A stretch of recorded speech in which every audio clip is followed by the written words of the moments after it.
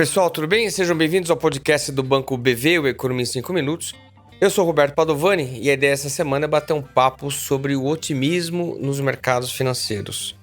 Bom, semana passada a gente já comentou sobre o excelente desempenho das bolsas internacionais e a bolsa aqui no Brasil.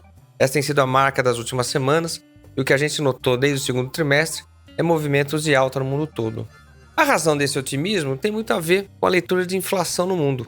Depois de todos os choques que a gente sofreu em 2021, principalmente em preços de alimentos e energia, o que a gente tem visto no mundo todo é a inflação recuando a partir de 2022.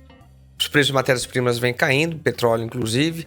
Isso trouxe muito alívio para a inflação. No caso norte-americano, por exemplo, é claro. A inflação consumidor por lá tinha alcançado o patamar de 9% e o último dado foi de 3,1%. Uma história parecida aqui no Brasil. O IPCA em meados de 2022 alcançou um nível de 12% e o dado de junho agora mostrou uma inflação de 3,2%. Portanto, a inflação claramente caindo. Quando se olha a inflação ao produtor, mesma história. A gente vê uma continuidade da deflação do GPM aqui no Brasil e nos Estados Unidos também o PPI mostrando deflação. Um cenário que deixa todo mundo animado, mas não é só isso que explica esse otimismo. O mais importante é que esse processo desinflacionário vem acontecendo com poucos custos em termos de crescimento econômico. E nesse sentido, todo mundo olha um indicador importante que é a taxa de desemprego. A gente nota que o mercado de trabalho está aquecido no mundo todo. A gente teve agora recentemente dados de desemprego na Europa e os níveis de desemprego estão seus níveis mais baixos da série histórica, no nível de 6,4. Mesma história nos Estados Unidos. A taxa de desemprego tem oscilado no último ano ao redor de 3,6, que é um patamar muito baixo quando a gente olha os últimos 70 anos. E a mesma história aqui no Brasil. O IBGE divulgou a taxa de desemprego que continua em queda e já está operando abaixo de 8%. Portanto, você vê a inflação no mundo recuando com taxa de desemprego em queda. Com desemprego em queda, com o mercado de trabalho aquecido, as condições de renda continuam favoráveis e não por outro motivo, a gente vê que a confiança do consumidor está em recuperação.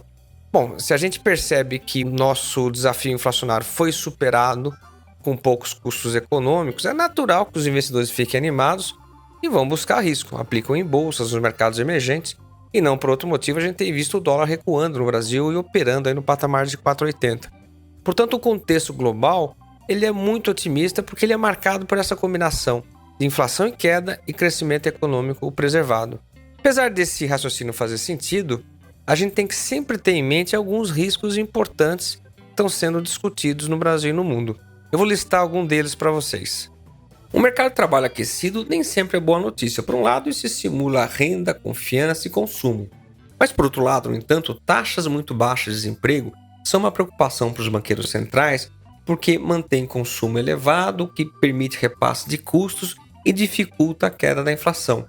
É mais ou menos isso que a gente tem visto. Quando a gente retira dos índices de inflação no mundo todo os preços agrícolas, preços de energia e bens industriais que refletem de algum modo a regularização das cadeias globais de produção, a gente vê que os chamados núcleos vêm desacelerando, mas num ritmo mais moderado. A inflação ela tem velocidades diferentes de queda e a inflação de serviços mostra um patamar mais elevado. Aqui no Brasil, por exemplo, o IPCA de junho ele foi de 3,2, como eu falei, mas a inflação de serviços está rodando no patamar de 6,5. Isso é uma fonte de preocupação para os banqueiros centrais. Junto com o mercado de trabalho tem uma outra preocupação, que é aumento de gasto público. Tem um debate grande sobre nível de dívida nos Estados Unidos, aqui no Brasil também o governo tem aumentado os gastos. Tudo isso é boa notícia para crescimento, mas assim como o mercado de trabalho, dificulta a queda da inflação. Nesse cenário, os banqueiros centrais do mundo todo devem ser mais cautelosos, mantendo juros elevados por mais tempo. Aqui no Brasil a gente deve começar a cortar a taxa, mas esse corte vai ser gradual. Ao final do dia o que você deve ter é um custo do crédito mais elevado, reduzindo o consumo. Isso tende a reforçar a desaceleração que a gente já vê em vários indicadores. Com mais indicadores mostrando o mundo desacelerando, talvez os investidores comecem a ficar um pouco mais preocupados. O retrato hoje é muito bom. A gente vê inflação em queda com crescimento preservado.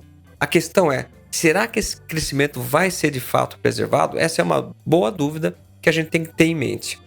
Bom, essa história, nos falamos na próxima semana. Até lá!